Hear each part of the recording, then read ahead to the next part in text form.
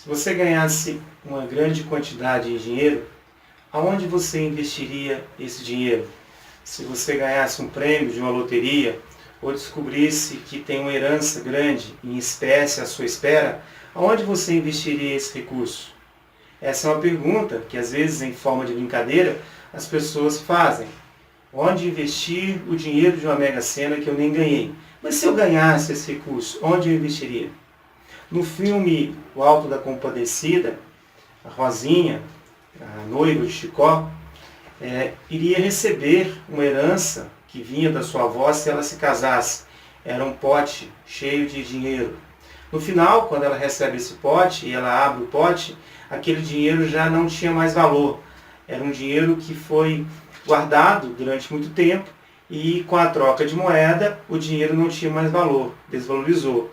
É claro que quando a gente tem uma quantidade de dinheiro, tem sempre uma pergunta: aonde investir?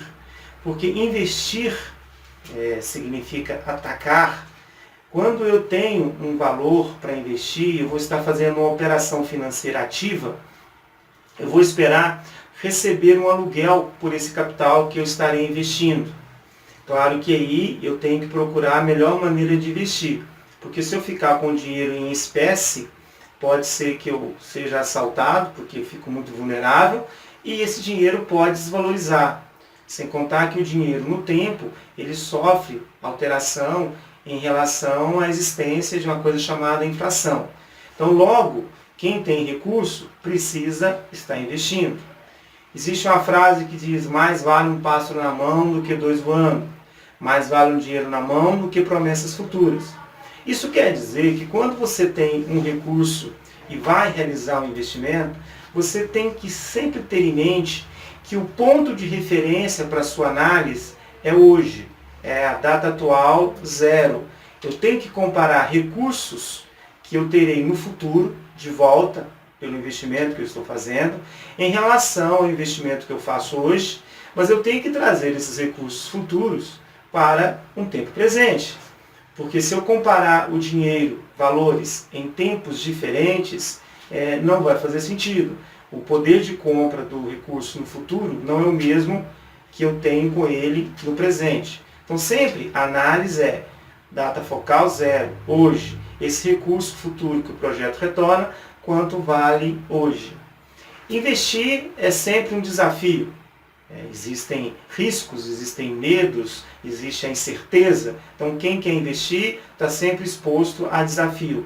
O escritor norte-americano Henry David disse que a bondade é o único investimento que não vai à falência. Se você olhar nas escrituras sagradas, você vai encontrar lá ensinamentos de você investir em tesouros do céu e não em tesouros da terra.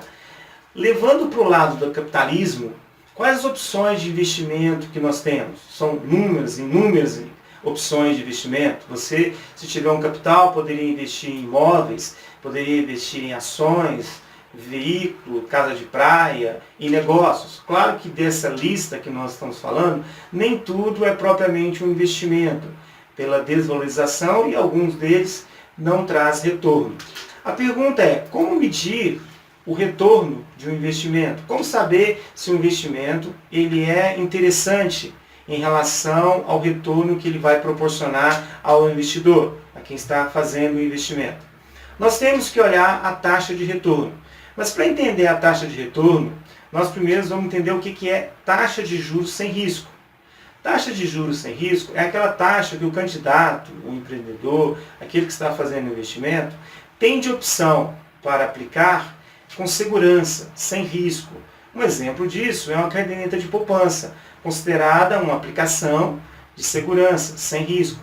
Porém, as taxas de retorno sem risco, elas têm uma remuneração menor, porque tira-se delas um valor chamado de risco, custo, ou prêmio pelo risco que eu estou tendo. Então, quando você pega uma caneta de poupança, ela vai ter uma remuneração menor, mas é tida como um investimento cuja taxa de retorno é sem risco.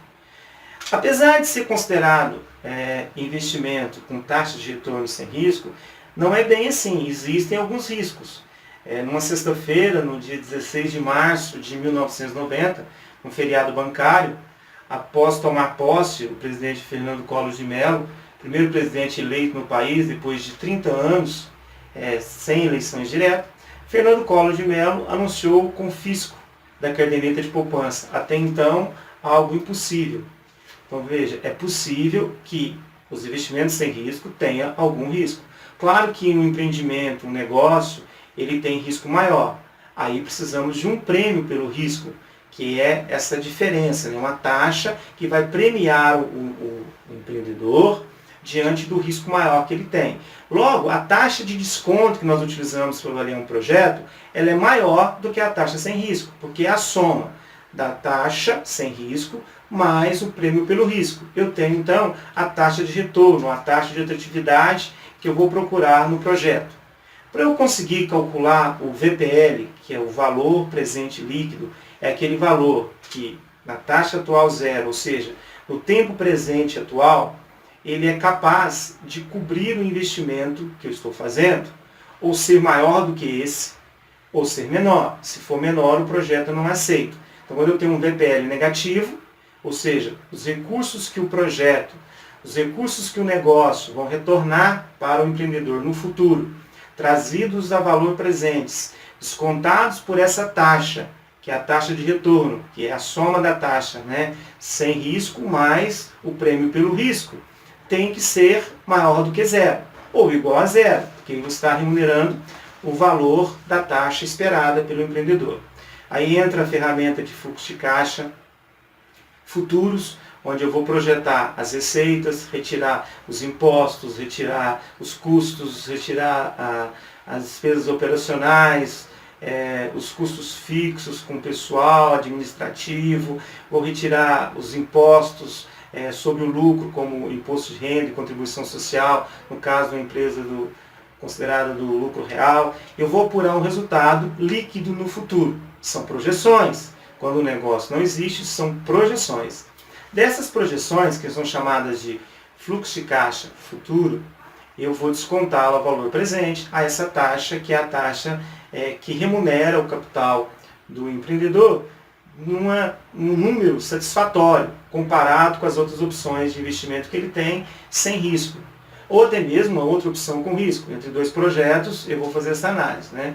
Nós vamos usar algumas siglas, I como investimento total inicial, FCD, fluxo de caixa descontado, N, o número de períodos que eu estou projetando essas receitas, valor presente líquido, que é o VPL, e aí a gente vai fazer esse cálculo. Normalmente faz um estudo em torno de 5 anos.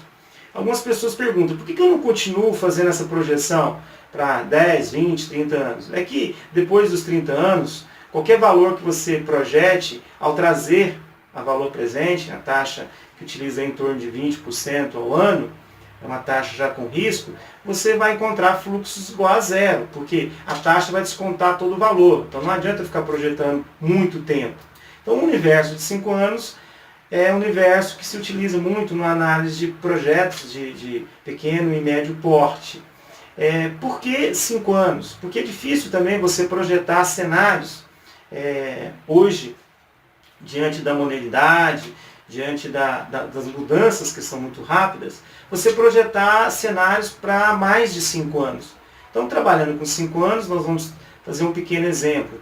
Um investimento, um negócio que gere no futuro, no ano 1, um fluxo de caixa de 50 mil, 60 mil no ano 2, 70 no ano 3, 80 no ano 4 e 90 no ano 5, são projeções, ele geraria um fluxo acumulado de 350 mil. Isso no futuro.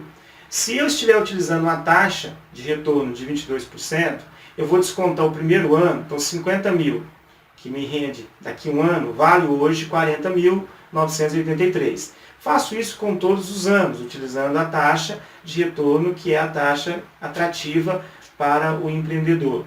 Vou encontrar um fluxo de caixa descontado de 189.256.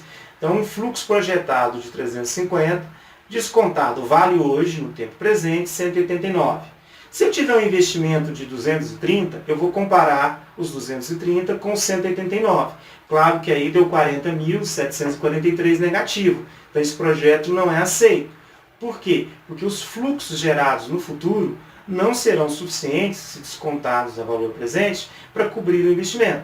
Então eu teria que ter um valor igual ou maior do que 230 mil. Esse é o chamado VPL, valor presente líquido, muito utilizado na hora de análise de viabilidade de um projeto.